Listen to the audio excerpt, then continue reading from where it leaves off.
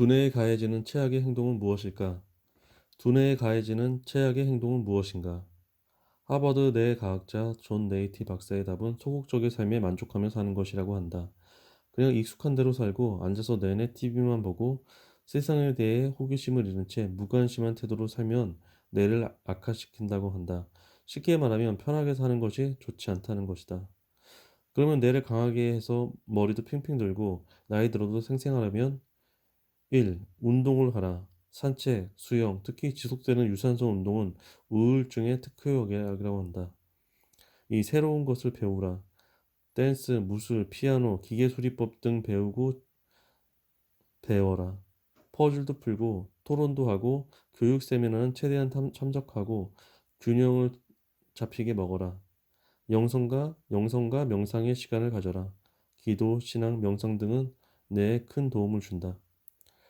어린 자녀에게라면 자꾸 말을 걸어주고 접속해주고 외국어를 들려주고 미술과 음악을 가르치라고 권고한다. 아이들 피아노 가르치고 미술 가르치는 것은 공부 시간을 줄이는 낭비가 아니라고 한다. 그깟 사소한 일 하나. 얼마 전 한 지인과 대화를 하는데 이런 말을 한다. 집사람이 청소해달라고 하는데 귀찮고 짜증났더니 그깟 사소한 일 때문에 내게 화를 내고 말을 안 하더라고요. 당연히 그 사소한 일 하나 때문일 리는 없다.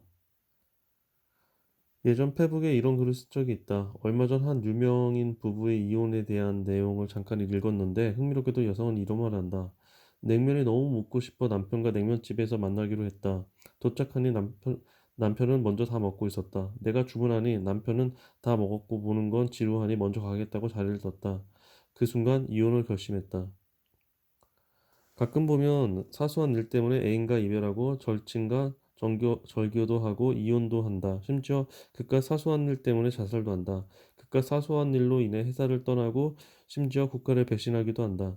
흥미롭게도 사람의 대의명분이 아닌 그깟 사소한 일로 극단적 선택을 하거나 사람과 조직을 떠나기도 한다. 그런데 기억해야 할 것은 일반적인 사람들은 그깟 사소한 일 하나 때문에 그렇게 행동하는 것이 아니라는 것이다. 이미 99도 상태에서 사소한 어떤 일이 1도를 증가시켜 100도의 기체로 만든 것이다. 흥미롭게도 많은 사람들은 그 사소한 일 때문에 관계가 틀어졌다고 생각한다. 아무것도 아닌 그 일 때문에 말도 안 되는 행동을 했다고 한다. 그러나 위의성을 보듯이 그녀가 냉면집에서 이혼을 결심한 것은 그 냉면 사건 때문이 아니라 그 냉면 사건이 오랫동안 쌓였던 99도의 스트레스에 1도를 더한 것이다. 우리는 1도나 99도나 똑같은 액체 상태이기에 차이가 없다고 생각하지만 99도의 경우에는 그깟 사소한 상황 하나로도 상태가 완전히 변할 수 있다.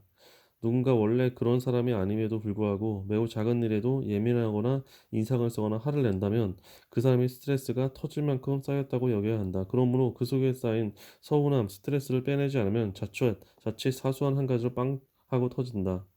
자신이 자존심이 강할수록 내향적일수록 털어놓을 대상이 없는 사람일수록 칭찬만 받았던 사람일수록 99도가 되기까지 풍선을 빵빵하게 할 위험이 높다. 그러므로 주위 사람들은 이를 예민하게 관찰하여 중간중간 충분한 대화와 솔직한 소통으로 풀어주어 온도를 낮추어야 한다. 조직이나 사회 또한 마찬가지다. 쌓인 스트레스, 불만과 긴장 지수를 주기적으로 풀어주지 않으면 자칫 조직 전체 또는 사회가 전체가 빵빵하게 터진다. 그런데 만일 스트레스가 99도인 상황이라면, 만일 당신이 작은 일에도 예민해지거나 짜증과 화가 나거나 우울하고 슬퍼진다면 스스로가 위험 상황임을 인식해야 한다. 용기를 내어 당사자와의 솔직한 대화를 하든 여행을 떠나든 심리 상담가를 찾든 그 온도를 낮출 필요가 있다. 예전 어릴 때 했던 모래뺏기 놀이가 생각난다. 모래성을 쌓은 후 한 줌 한 줌 서로 뺏어간다. 그러다가 마지막에는 아주 작은 양의 모래를 건드려도 확 무너져 버린다. 삶은 때로 그러하다. 그러므로 우리 주위를 그리고 자신을 다시 돌아보자.